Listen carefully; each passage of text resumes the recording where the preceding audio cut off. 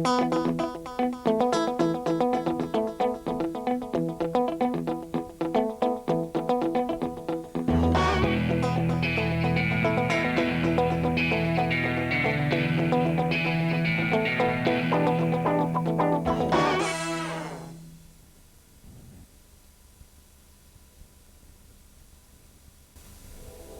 the early 19th century, the philosopher Jeremy Bentham and his friends Thomas Campbell and Henry Brougham had the revolutionary idea of creating the first university in the capital city, a University of London. In 1827, their dream was realized when the foundation stone was laid. By 1828, a major part of the new university had been completed, and the first students were admitted, irrespective of their religious beliefs. As the college grew, many new buildings were added, and the quadrangle finally took its present shape in 1985.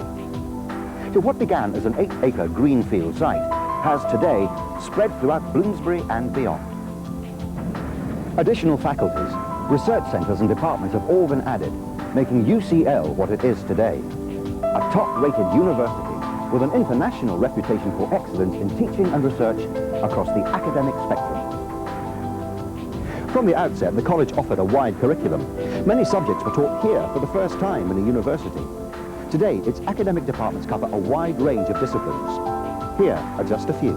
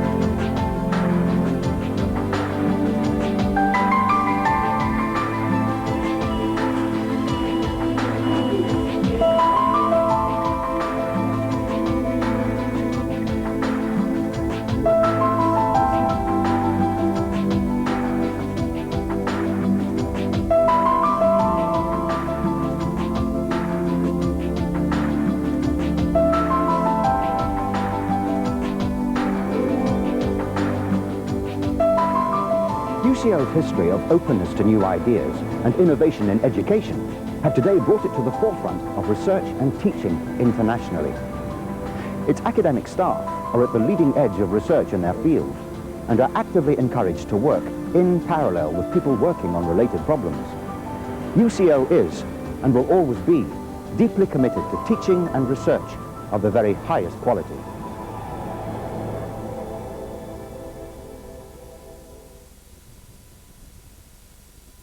As Provost, I'm particularly pleased to have this opportunity today to congratulate all our graduates on the achievement of an award from University College London, one of the top 3 or 4 institutions in this country. Regardless as to whether you're about to enter work for the first time or whether you've taken time off from work to further study, I have absolutely no doubt that the achievement of this award from such an institution will help develop your career in a way that you will find desirable. But I also hope that you will recognise that there's more to life than simply studying and working, and that you have enjoyed all aspects of your life at University College London.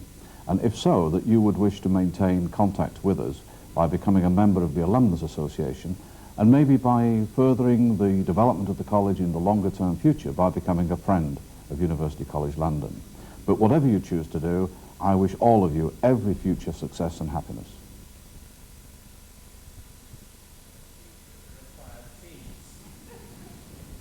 UCL ceremony is a horse of a different colour. What it may lack in duration, it makes up for in quality. The UCL ceremony is the real thing. Not Virgin, not Pepsi, but the Coca-Cola of graduation ceremonies. First, a few words for the guests. At UCL, the registrar's responsibilities include administering the discipline committee. This means that part of my role today is to ensure that good order is maintained and the ceremony proceeds without any conduct that might bring the college into disrepute. I must ask you, therefore, in your excitement, to keep outbreaks of gross moral turpitude to an absolute minimum. I turn now to the graduands.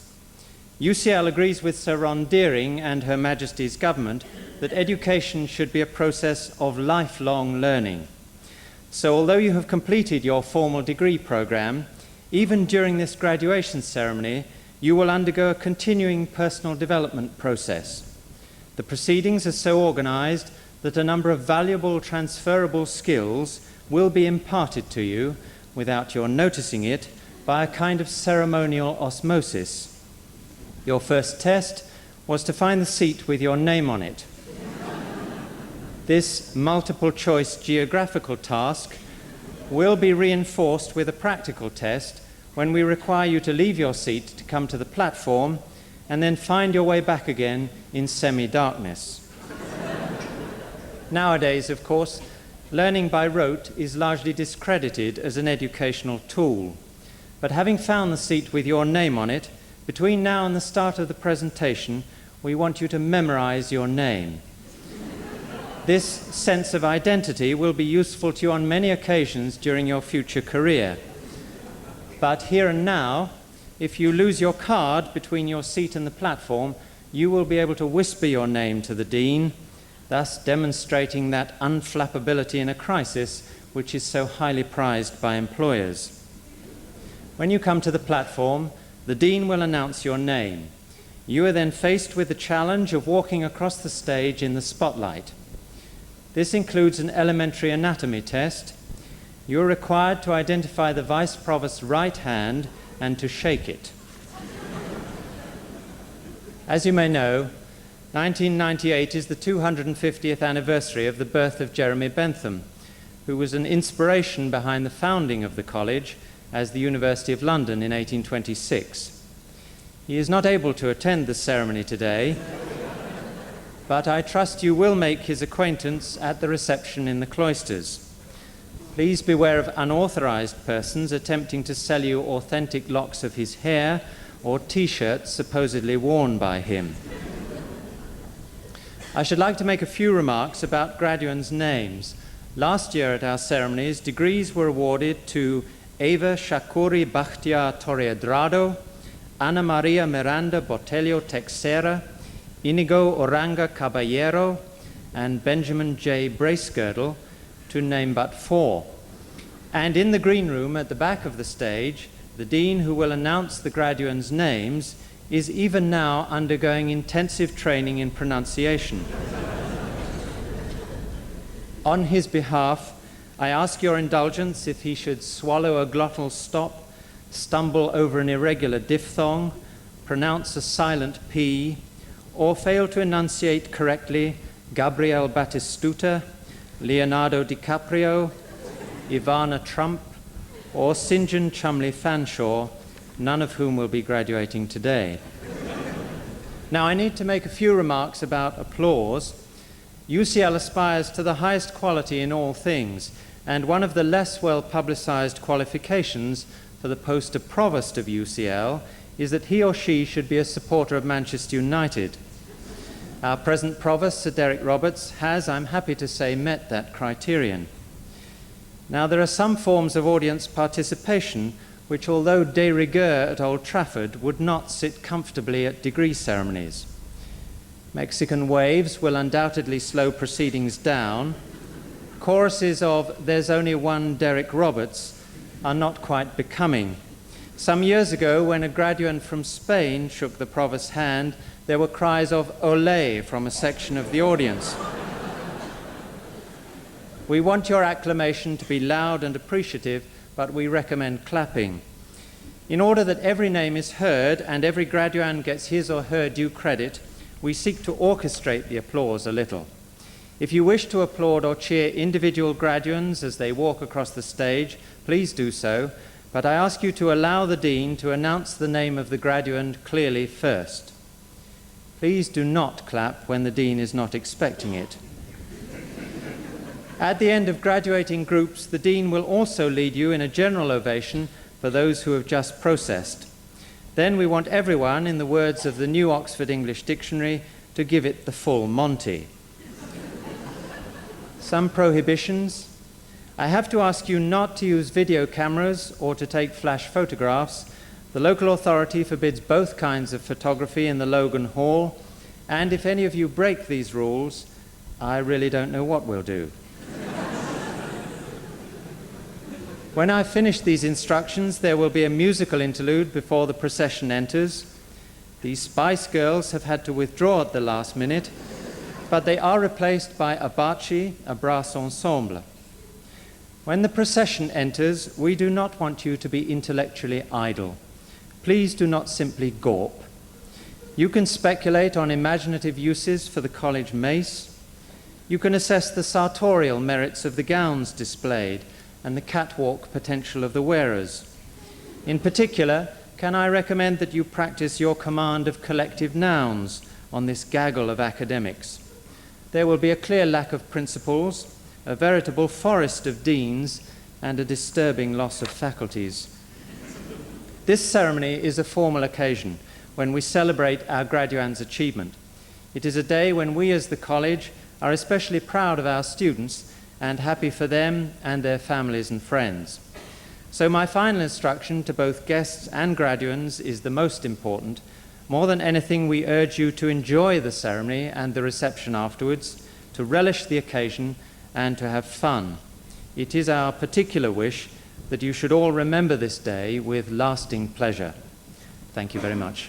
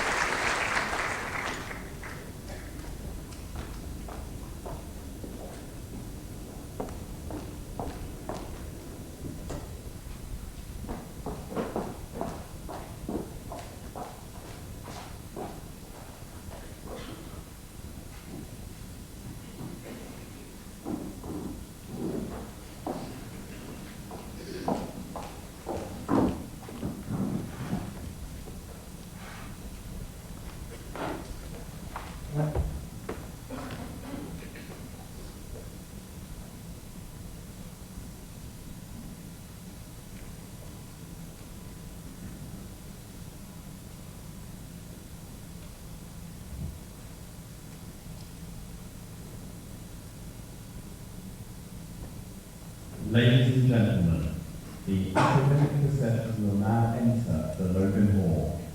Would you please stand?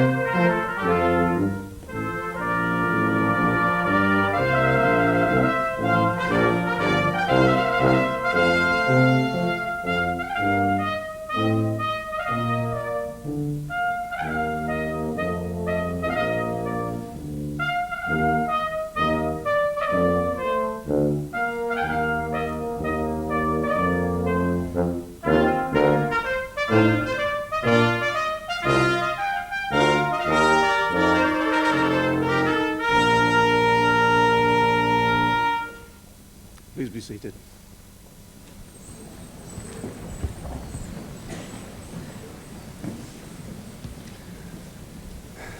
Ladies and gentlemen, it is my honour and privilege to welcome you all to University College London's 1998 graduation ceremonies. At this, the 6th of 14 ceremonies we are holding this month, we are proud to see our graduates from the Faculty of Engineering. For each of the graduands to be presented, it marks the successful conclusion of an important phase of your life's experience and opens the way to your next challenges. I hope it will remain in the memory not only for your scholarly achievements to be marked in this ceremony, but also as an enjoyable and fulfilling experience in the academically and socially stimulating environment of UCL. Last year at this time, I commended the report of Sir Ron Deering on the future of higher education, a seminal report indeed which will probably influence higher education for the next 30 years. I still do so commend it, but now we know something about the government's intended response. It came first in the government green paper, changed at the last moment from a white paper, which was long on promise but woefully short on commitment, and barely mentioned higher education, but effectively said, wait for the comprehensive spending review in July. And then in mid-July, the long-awaited comprehensive spending review did indeed appear. Well, it's quite usual on these occasions to have a little fun at the government's expense by discussing the mess that the government's successive governments have been making over the funding of universities, always, of course, in suitably non-libelous terms. One likes to try to exemplify on these occasions Lord Chalfont's assertion that politicians may be relied upon to make wise, intelligent and statesman-like decisions, having first exhausted all other possible alternatives. Unfortunately, the fun has been spoiled a little bit this year because measures Blair, Brown and Blunkett, the three Bs, have spoiled it all by announcing extra funds for universities. In fact, £280 million over the sector for the academic session 1999-2000. And that follows £165 million extra already allocated for the next academic year. One shouldn't get too euphoric over these sums. They sound a lot, but you have to remember that the total funding of higher education is about £5 billion, so we're only talking about a few percent, 5% or so. Also, as part of this package, and indeed much to be welcomed, is that the efficiency gain to be realized by universities will only be 1% instead of the 4 or 5% of previous years. For those who are not in the business, efficiency gain has to be translated as a cut that has to be made. And this is, the fact that I can welcome it here is some indication of the pessimistic expectations of higher education these days, that we can actually welcome a reduced cut.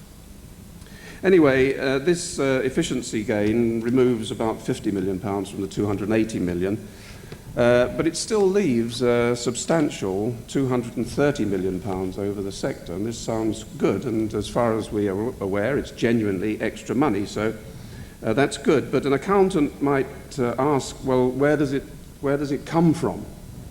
And the three Bs will say, well, of course it comes from the Treasury. Well, now, I could be wrong, but I think I did hear that students, or possibly more likely their parents, will have to fork out up to £1,000 per year for fees. So by 1999-2000, there will be 2 years of student intake paying these fees. And I suppose the sector can keep this as additional income, although I'm not so sure. So if my arithmetic is correct, and I assure you it is, this will bring the sector, well, surprise, surprise, 230 million. So it seems that most of the extra money advertised as from the government will actually come from the students. Now this is creative accounting. The effect of this extra funding will surely not be spread evenly over all universities. Only by next February, as a matter of fact, will we learn what the funding advantage will be to UCL. One doesn't want to hold one's breath on these occasions, but I think I could predict that UCL will, in fact, come off quite well. But having said that, giving some kind of air of optimism, this increase, welcome though it is, will not provide a long-term solution to the financial crisis in higher education. It's predicted that by the year 2001, 55% of higher education institutions will be in deficit. I don't think UCL will be one of them, but it does indicate the state of higher education at the moment. And we need more money, well, we always say that. Also in the past year, the Quality Assurance Agency has been established to implement the recommendations of the Deering report over quality and standards of educational provision in universities. And this new agency got off to a stupendous start by producing very quickly a first consultation paper to universities. And this consultation paper quite comprehensively demonstrated that the Quality Assurance Agency knew very little about quality assurance, and even less about how universities control their standards. So it wasn't particularly welcomed, but it did succeed in one thing, and that is that it united the higher education sector, certainly for the first time since the expansion in 1992, in returning a long, loud and juicy raspberry. And I think the agency have got the message and subsequently backtracked somewhat on the proposals and hopefully learned a little bit about the way higher education works. Meanwhile, in the college, the teaching quality assessment exercise has continued with some more disciplines examined by assessment teams over the past session.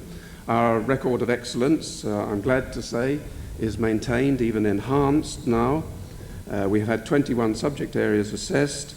All have been rated in the highest categories, which maintains our position as one of the 3 leading universities, both for teaching and research, in the UK.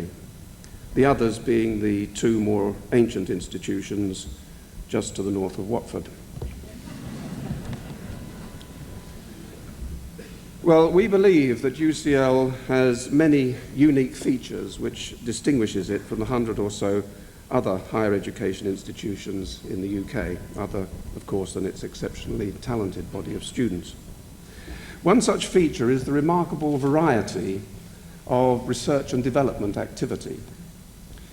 Now, on an occasion such as this, it's not appropriate to go into the extreme technical details of some of these research activities, and I can tell you some of them are highly technical and at the forefront of technological development. But it's interesting to give you an idea of the variety of what goes on by quoting for you some of the more accessible activities which have taken place over the past year, and most of these have been recorded, have been reported in the media.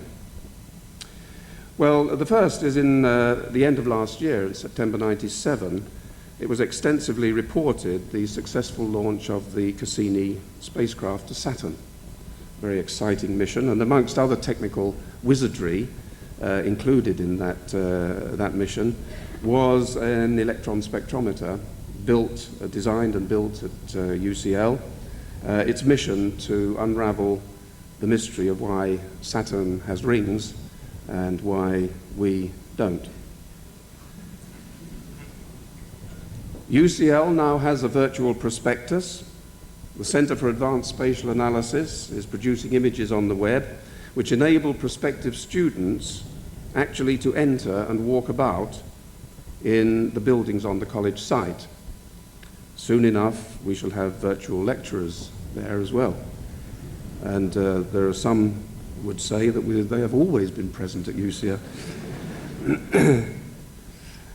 Recently, there has been successful commercial exploitation of a research development at UCL in the 1980s concerning a method of monitoring water purity online. And this is a device which will detect those nasty cryptosporidium organisms and other bugs which have so much damaged the water supplies in various areas over recent years. So this is an important advance and hopefully will ensure better water purity in future. Also recently developed is a photodynamic therapy for oral cancer, which involves injecting special light-sensitive agents into the bloodstream, which is absorbed by body cells, and then laser light applied to the cancerous area induces a photochemical reaction which destroys the affected cells. So this is all then painless and without surgery. The Bartlett School of Architecture have designed a house made of straw bales, with its roof covered by wild strawberries. Now that sounds a bit zany, but in fact it's not so zany because straw bales are twice as good thermal insulators as normal building materials. So provided you don't expect open fires or expect to smoke, then probably that's fine. And of course you can always have your dessert on the roof if you wish. A Queen's Award for Technological Achievement has been won by the Institute for Laryngology and Otology for a clever device to detect hearing deficiency in newborn babies. And this is very important because then it avoids late diagnosis of hearing deficiency and the consequent implications for acquisition of language. 5,000 zebrafish have arrived in the anatomy department, and you may wonder why, as indeed did I. The point about zebrafish is they breed very rapidly. And so consequently they're used for studying genetic phenomena. But in point of fact, these are going to be used to study the processes of growth from fertilized egg to fully formed animal. Now the normal way of doing this is to use fruit flies, Drosophila. But the problem is that fruit flies are invertebrates, so they're not so applicable to studying human embryo development, hence 5,000 zebrafish. I'm not sure why you need 5,000, but anyway, there they are. Finally, in the Institute of Archaeology, research is being conducted into ancient brewing technology. And already, listen to this, already 1,000 bottles of Tutankhamun ale have been brewed. I kid you not. None of it has arrived on my desk, I have to say. But of course the research is to extract the recipe for this ancient beer from analysis of traces of beer remaining as dried solids in excavated pottery vessels. Well, okay, I could go on and give you many more interesting things like that, but I just wanted to illustrate what a rich mixture of activity goes on in UCL. You know, one can see that there's absolutely no lack of creativity, and it's always done with lots of enthusiasm, plenty of fun. That's the way research ought to be. And this is just a fragment of the rich intellectual backcloth against which UCL students study in daily contact with world experts in their fields. And because of this vitality and variety of expertise, it is not surprising that UCL attracts more than twice as many postgraduate students than the sector average. Of our 14,300 students now, 34%, that's just over a third, are postgraduates. And you compare this with the equivalent figures nationally of 1.3 million students, of which only about 13% are postgraduate. This gives you an idea of the intellectual richness in University College. So having received an excellent UCL education, as new graduates you will be interested in your prospects in the world out there. Well, many of you will soon be high earners, unless you become lecturers in higher education, that is. But all of you can be assured there is still a very substantial advantage for graduates, both in prospects for employment and for lifetime earning power. There are still a few better or more secure lifetime investments than in a higher education qualification. And so far as our information goes, and to judge by the eagerness of firms to recruit from UCL on the milk round, a UCL qualification in particular is an even better investment. And there is also some recent indication from the statistics agencies that the employment rates for science and engineering graduates is steadily rising. Nevertheless, one certainty that you graduands must be prepared for in the world of work is that you will not all end up doing what you originally wanted. I spoke at the beginning of being ready to face new challenges, and challenges there will be for you aplenty. The good and most useful graduates will be flexible, ready to enter new fields, and not expect that their particular specialization will necessarily represent the basis of their eventual career path. As UCL graduates, you should not be considered as trained for a vocation, but educated to find a vocation in which you can innovate and lead. Well, higher education itself will continue to face major challenges. At UCL, we are ready to face these challenges and to continue to occupy the top of the league tables. Whatever is in store, you can be assured that a UCL degree will continue to be respected as one of the foremost qualifications available anywhere in the world. And now I declare open a ceremony for the presentation of graduates. Thank you.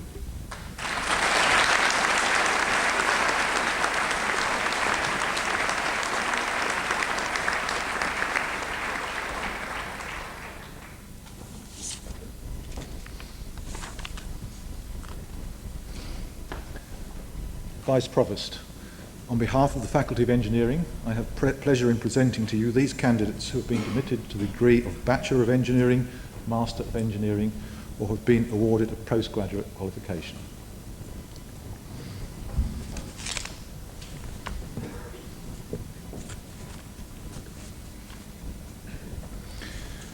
The following candidates have been awarded the degree of Bachelor of Engineering in Electronic and Electrical Engineering.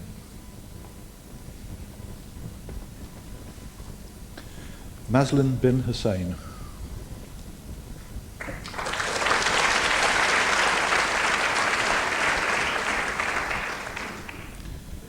Chi-Kit Chen.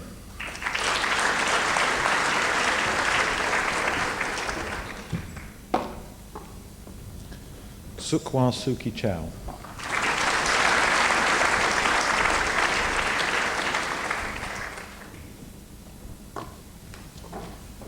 Mario Constantine.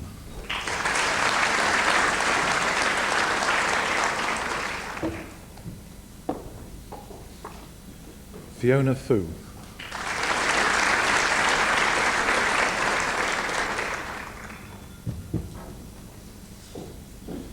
Asmahin Jahari.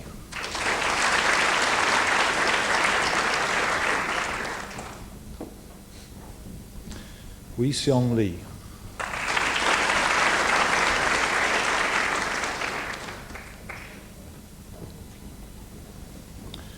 Yu Xion Lee.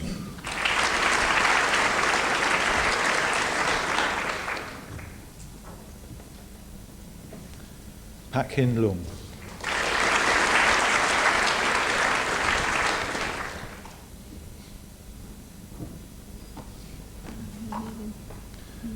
Mimi Lim.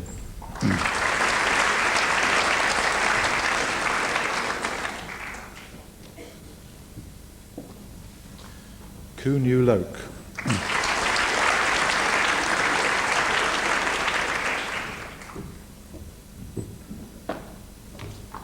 Serena Mansour.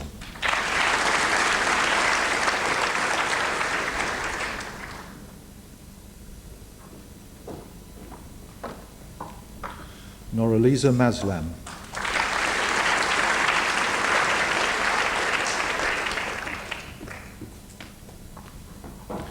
Nurain Nurain.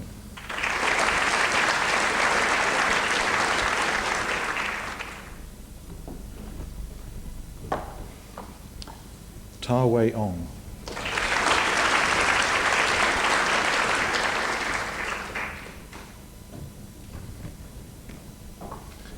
Marina Othman.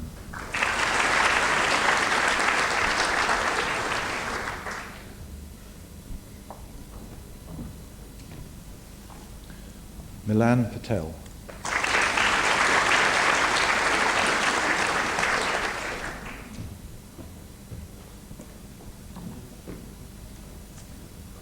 Alistair Yap.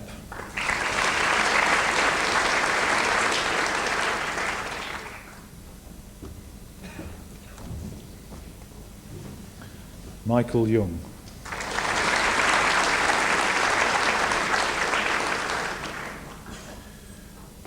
Bachelor of Engineering in Electronic Engineering with Computer Science.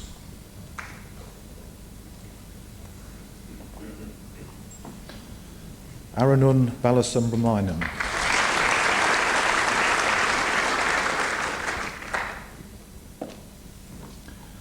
Mohsin Chowdhury.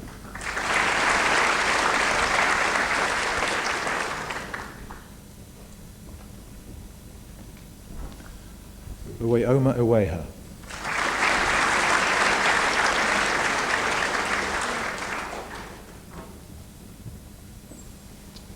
Ashvin Mathura.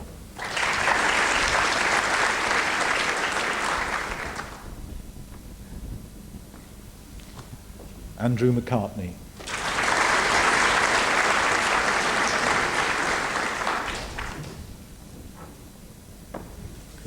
Kreshnik Quayla.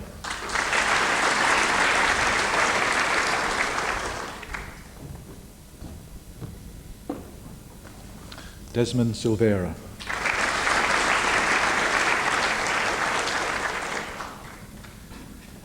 Bachelor of Engineering in Electronic Engineering with Management Studies.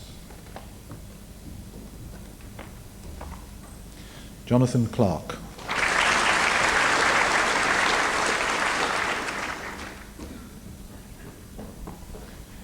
Jeton Salimi.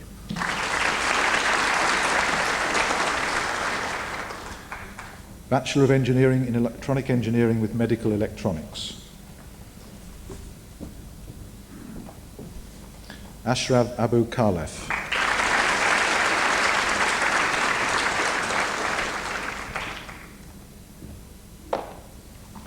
Thomas Delcourt.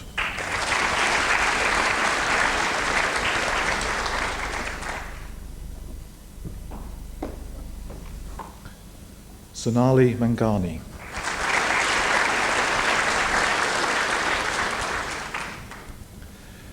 Bachelor of Engineering in Electronic Engineering with Optoelectronics.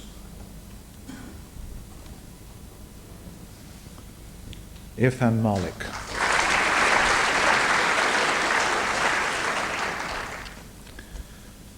Bachelor of Engineering with Business Finance.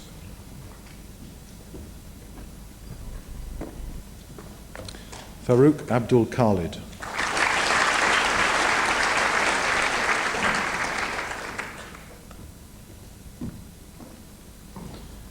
Amiruddin Salami.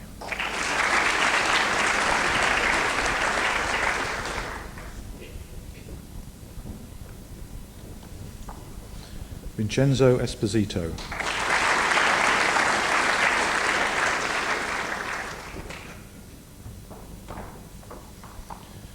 Eunice Kurniawan.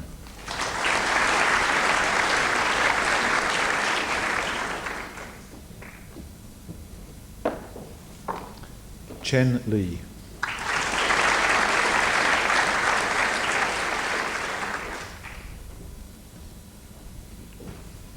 Tao Ming Lim.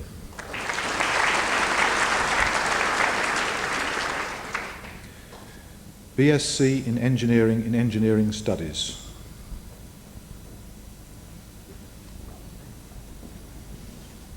Kenji Namoto.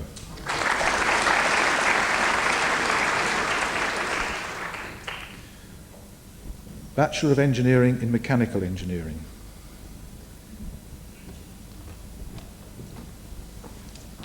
Hazril Abdul Rashid.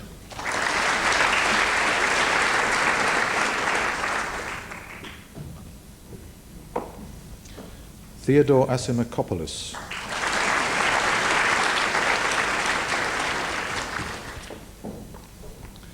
Li Shen Chia.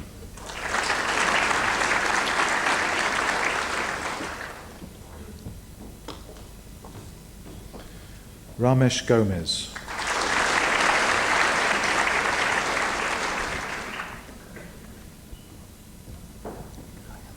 Guy Hammond.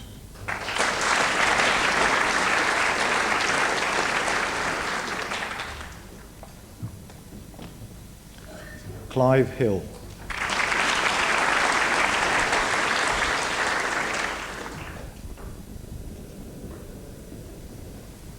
Lewis Ho.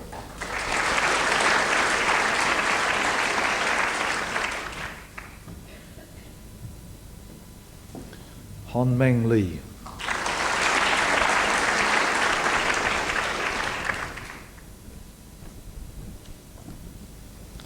Tek Young Lee.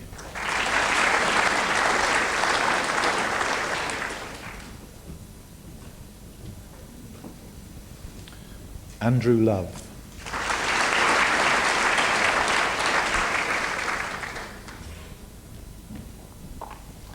Ishani Malawa.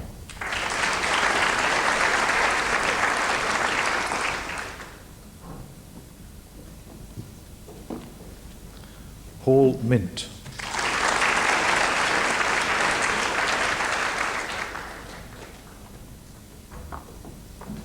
Marco Pera.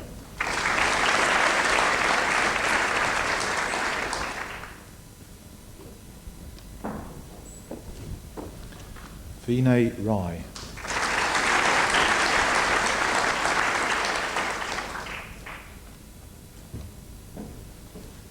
Owen Rees.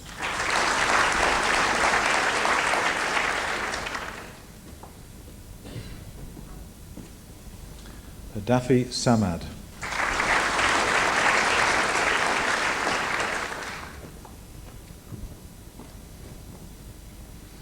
Adam Scriven.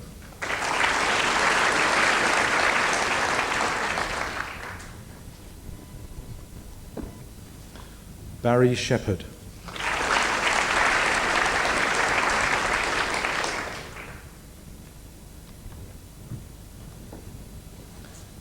Adam Tomlin.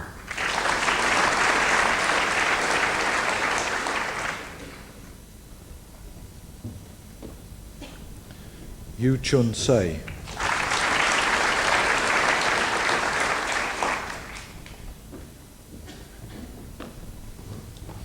Hin Thai Wu.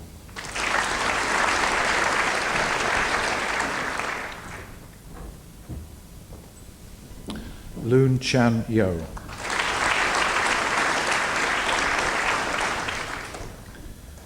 Bachelor of Engineering in Mechanical Engineering with Bioengineering.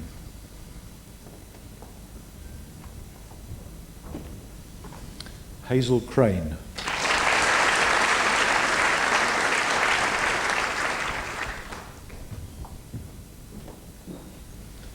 Elliot Puddick.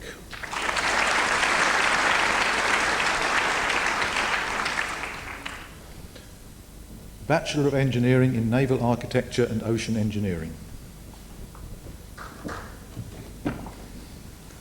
Robin Goulby.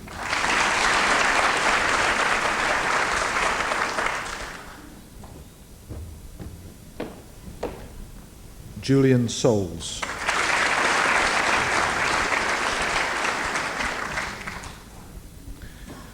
The following candidates have been awarded the degree of Master of Engineering in Electronic and Electrical Engineering.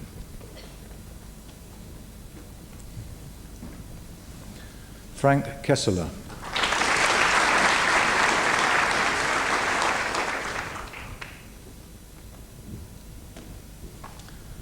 Jonathan Robinson.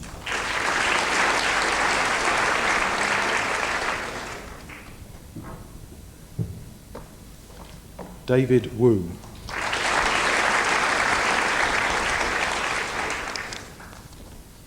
Master of Engineering in Electronic and Electrical Engineering for Europe.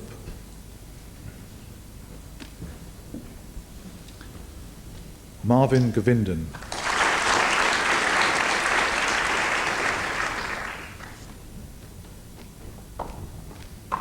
Gordana Misick.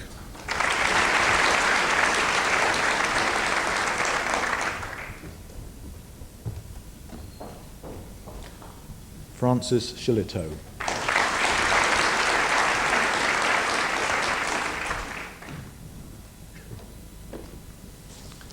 Yinkin Polo Tang.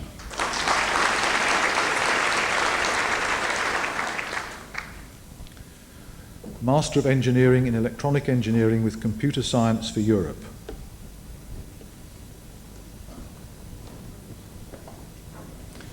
Gregory Clough.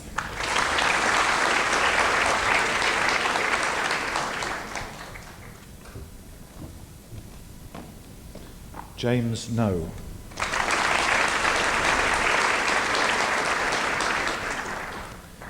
Master of Engineering in Mechanical Engineering. Gianguido Baccanelli.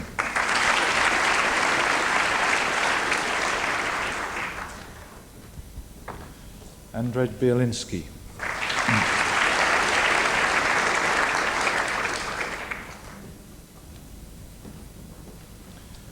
Nimish Faldu.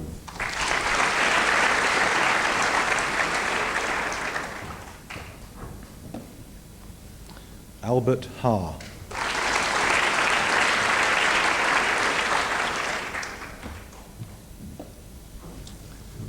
Benjamin Hodgkinson.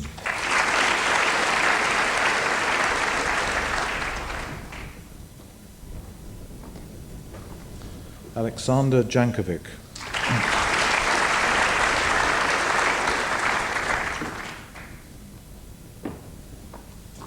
Stefano Nicolai.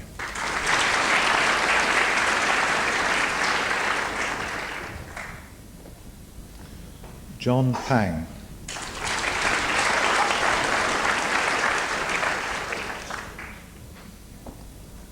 John Rowe.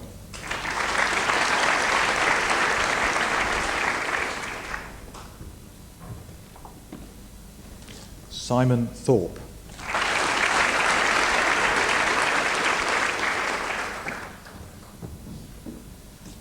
Onjan Vukovic.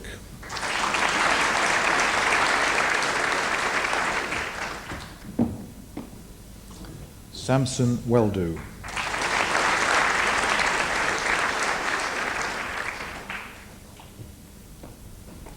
Alistair Wilkinson.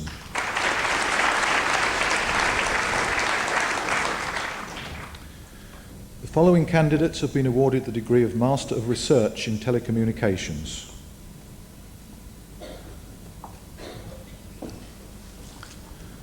Georgios Katsaros.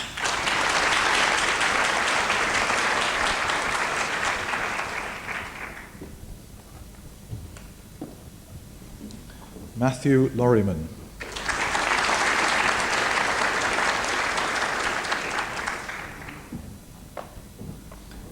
Marco Paralsic.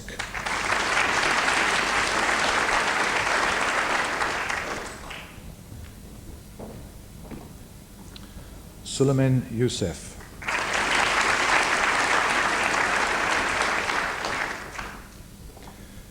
The following candidates have been awarded the degree of Master of Science in Defence Systems Engineering.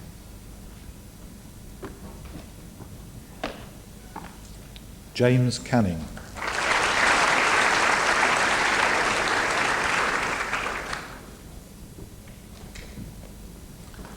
Jonathan Milne.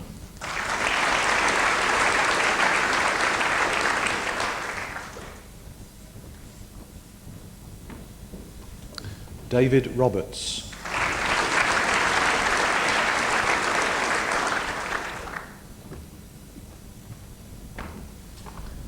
Andrew Roden.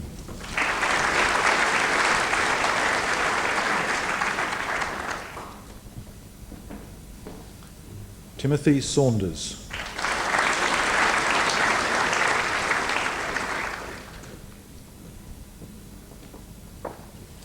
Sarah Squire.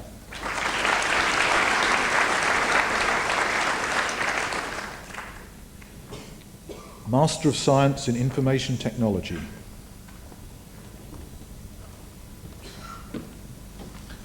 Mobeen Ali.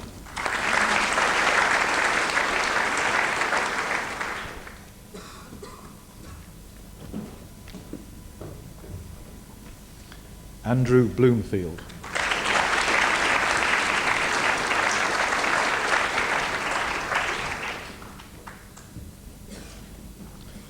Paul Brodbin.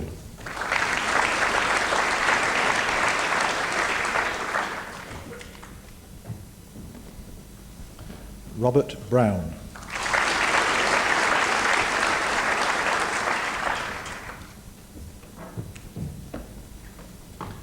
Neil Deason.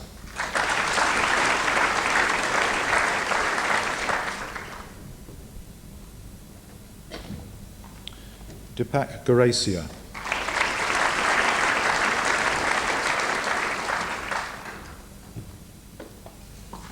Daniel Khan.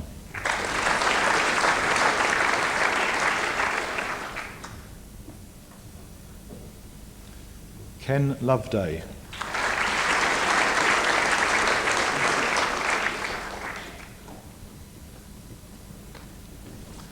James McHugh.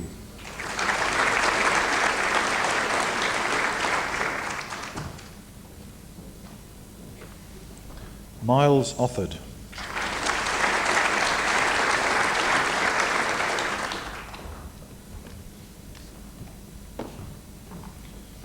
Pankaj Raval.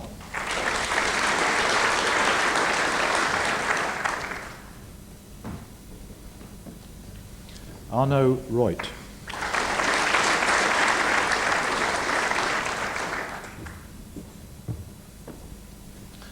Brian Ruth.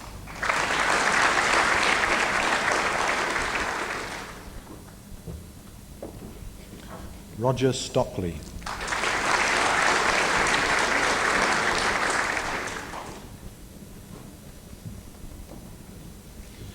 Emmanuel Vales.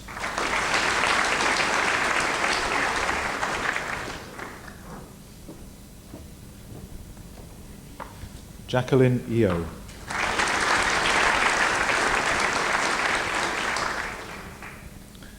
Master of Science in Marine Engineering.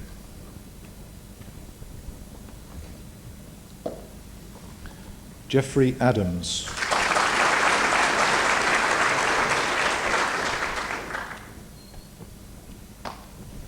Stuart Henderson.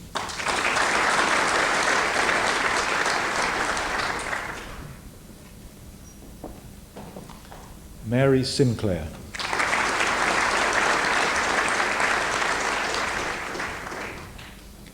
MSc in Mechanical Engineering.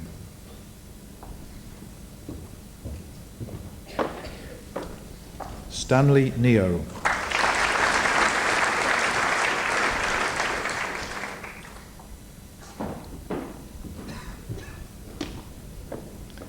Prince Apoku.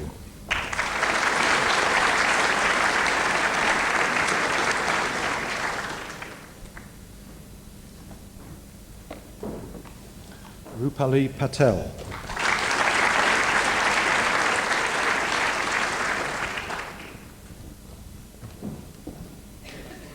Victor Popovici.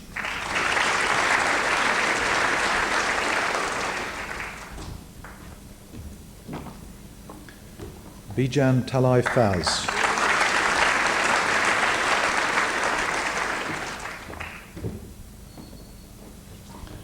Boon Vun Teo.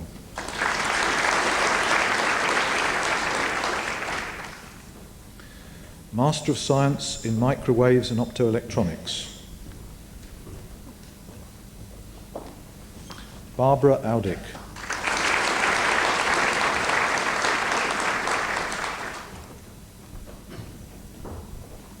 Christoph Berkner.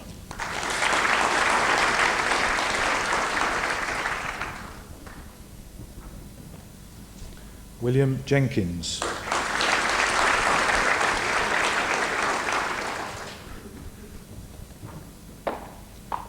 Zoran Koval.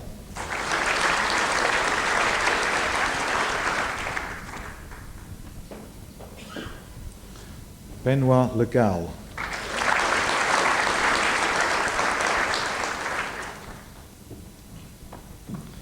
Nicholas Orhon.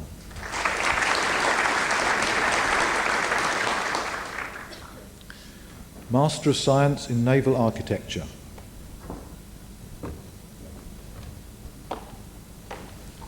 Mark Alder.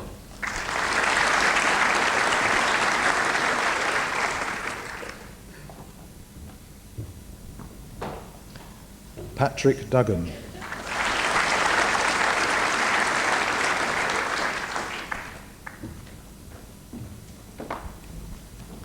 Richard Long.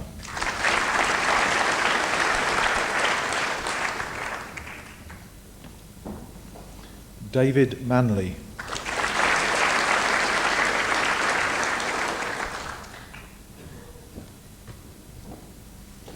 Philip Pentland.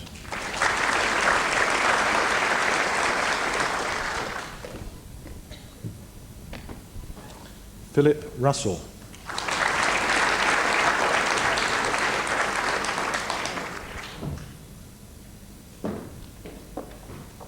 Carol Shield.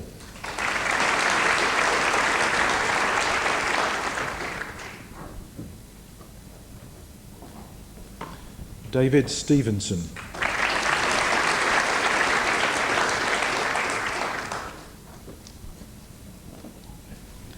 Mark Way.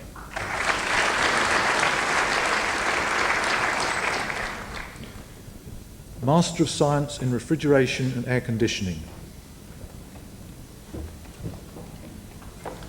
Mary Vutsina.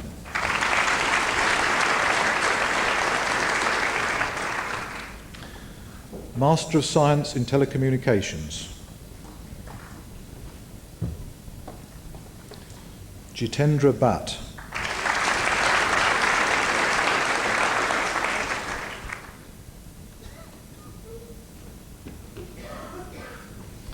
Guang Chen.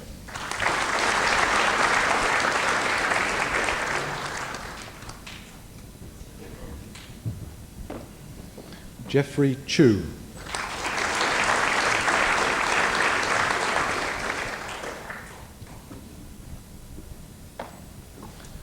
Theodore Frangos.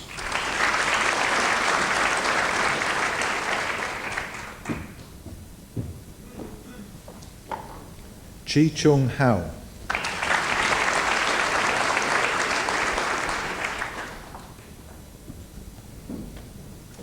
Iskender Mabratu.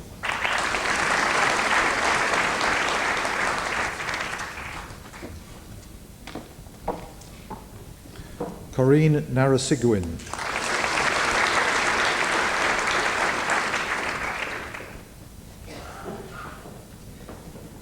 Nejia Kolam Anuha.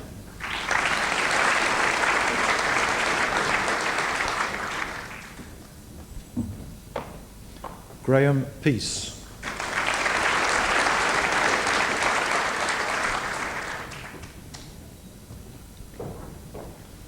Michael Saros.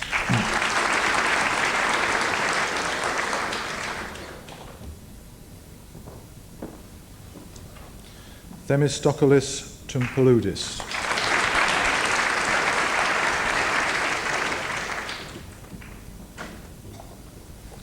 Fiona Wilson.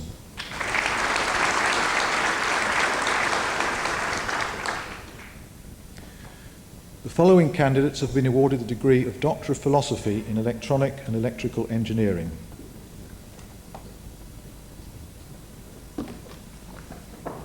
David Belcher.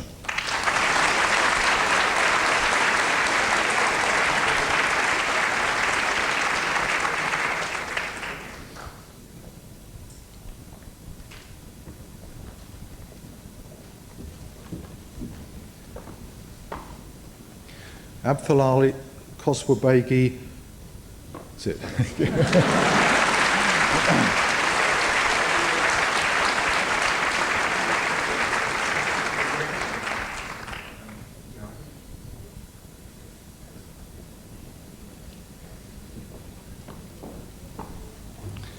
Pasqualino Bisocchi.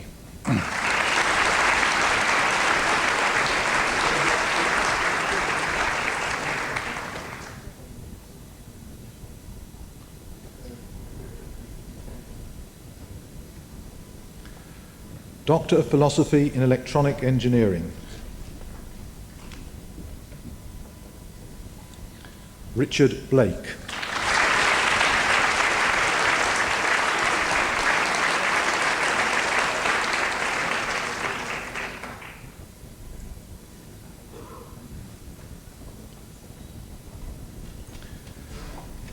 Doctor of Philosophy in Mechanical Engineering. Aaron Chang.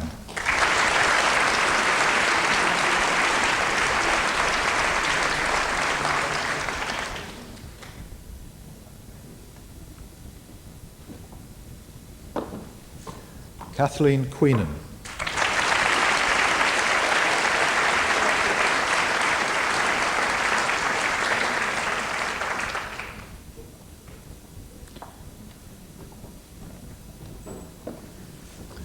Jason Tisdall.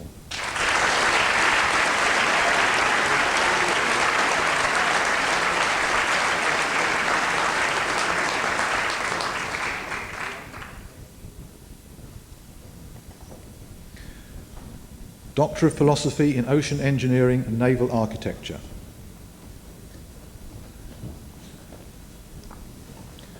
Junwoo Zong.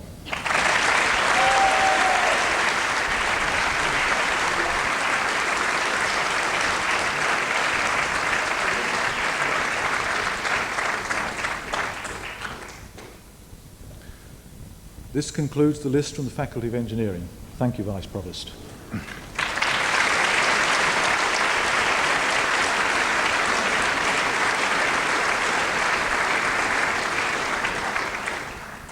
As Vice Provost of University College London, I congratulate these graduates of the University of London on their academic achievement. Now, we're very fortunate to have with us today on the platform Lord Young of Grafham, who is chairman of the UCL Council. And now I would like to ask Lord Young if he would care to say just a few words before I finally wind up the proceedings.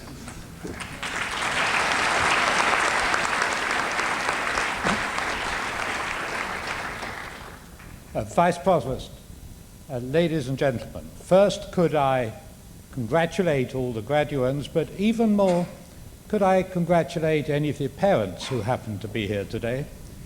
And I have a short message for them. I thought that when I went to the degree ceremony with my own daughters, that might perhaps mark a transition, the end of a support phase in life. Well, in the words of the old song, it ain't necessarily so. But I can remember as clearly as it was yesterday, and it was 44 years ago, when I was at this college, a law student, and to everyone's slight amazement ended up with a degree. And we went to the Albert Hall, when at that time the entire University of London used to have the degree ceremonies on 2 days, and there'd be 2,500 people would have their degrees presented. The Chancellor was the Queen Mother. She seemed exactly the same today as she seemed then. And the great day dawned. I went along, got my robe, had my photograph taken, had 2 tickets, and my mother and my fiancée, well, she wasn't then, but my wife, came along to this ceremony. Then I found to my horror that law was the last of the faculties, and with my name I was the last but one of all the graduates. Well, I must tell you, it started off with a great blaze of enthusiasm as the first names came forward, clapping filled the Albert Hall. At the end of the first hour it was somewhat less enthusiastic. And when my time came, I knew exactly where my mother was sitting.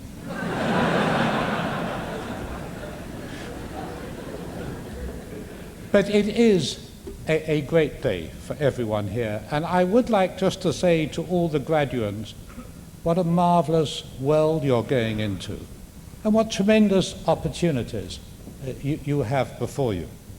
If I think back how my life has changed up to this point, from the day I first left college went to work in the city.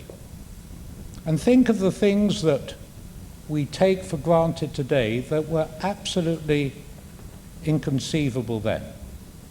Example, I boast sometimes, I bought my first computer exactly 40 years ago. The company I was working for, we built a 3-story air-conditioned building. It was full of valves all over the place. It had 200 girls punching cards to feed this monster. It cost £1,600,000, probably £35 million in today's money, and had a memory store of 4K, little copper rings, 4K. And then again, for those in telecommunications, the company I worked in the same year, this was 58 or 59, we wanted to put a phone call in to Hong Kong. And on the Monday morning, I rang up the overseas operator and I said, like to make a call. And they said, we take bookings, and I booked it. And I said, when will it be? She said, Thursday, 10 o'clock.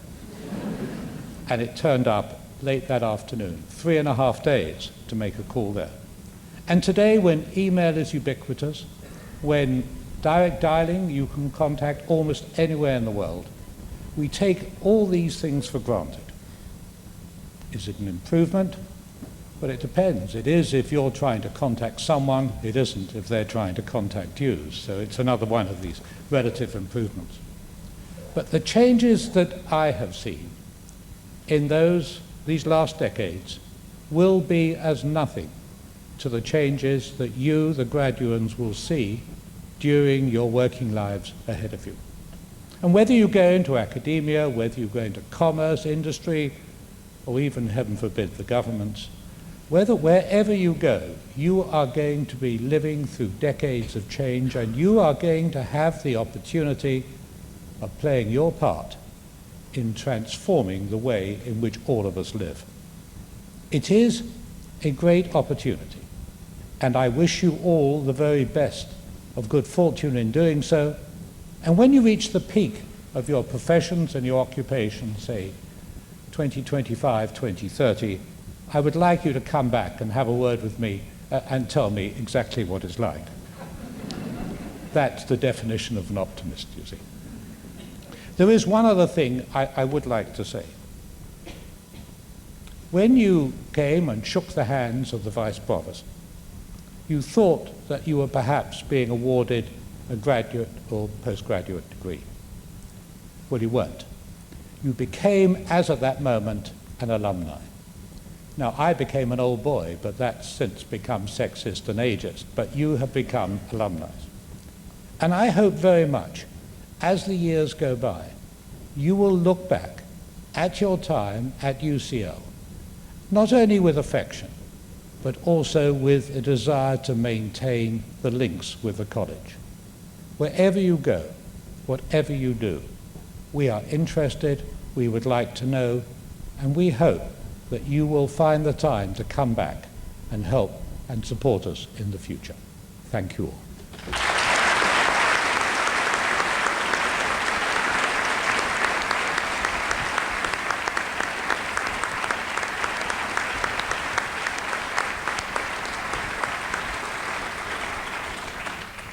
Thank you very much, David.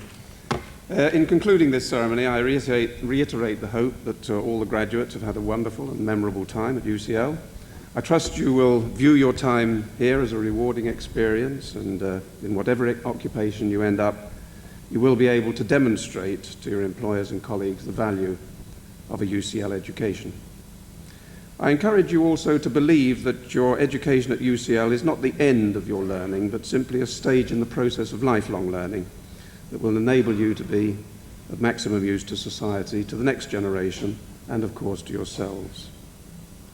And I wish every one of you the greatest success in the future, and above all, I wish you enduring happiness, whatever you may do. Now, before I actually release you all to descend on the reception and the champagne and so on up at University College, I think there's some champagne, there are a couple of things I would like to ask you to join me in doing.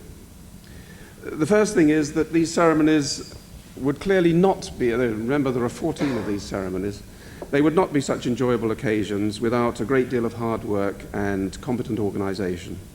And the person responsible for this organisation is Denise Long. And Denise has been down here on the left-hand side, carefully ushering the graduates onto the platform in more or less the expected order. And for this, I should like you to show your appreciation to Denise and her staff.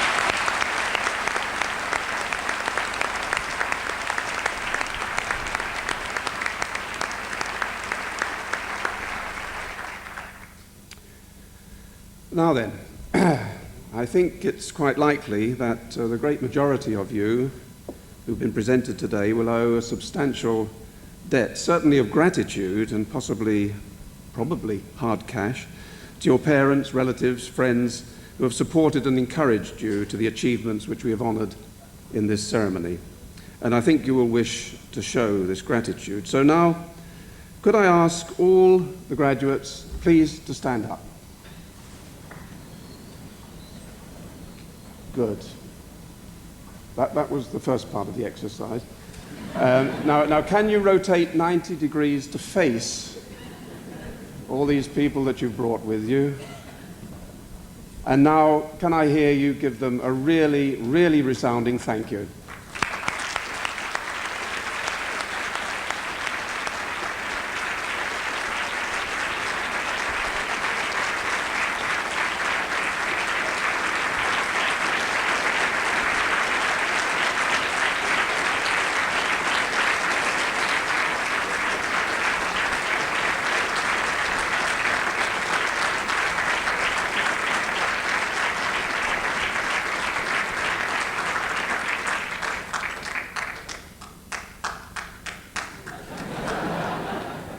That was very good. Now can you unrotate and sit down for a moment? Ladies and gentlemen, that concludes our presentation ceremony, and I now invite the graduates to join the academic procession. There may be some music at the moment.